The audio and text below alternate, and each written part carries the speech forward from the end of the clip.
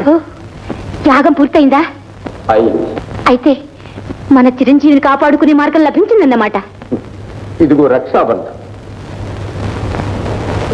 ఇప్పుడే మన చిరంజీవి కడతాను. ఆగు.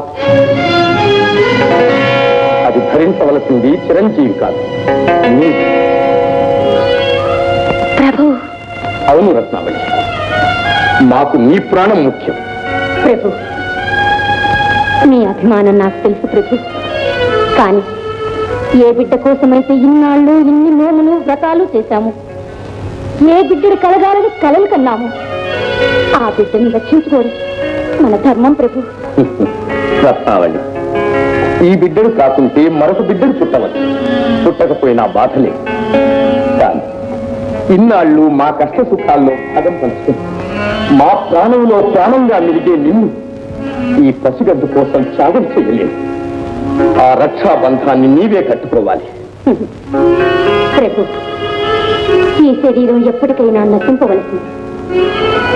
నా మీద మమకారం విడిచిపెట్టి కులదీపకుడు, వంశోద్ధారకుడు, ఉత్పల దేశం భావి పాలకుడు అయిన మన చిరంజీవిని రక్షించుకోండి. ఇటు నా మాతృ హృదయాన్ని, అటు దేశాన్ని అన్యాయం చేయకండి. వీల్లేదు రత్నావళి, వీల్లేదు. నిన్ను విడిచి ఒక్క క్షణం కూడా మేము బ్రతుకు.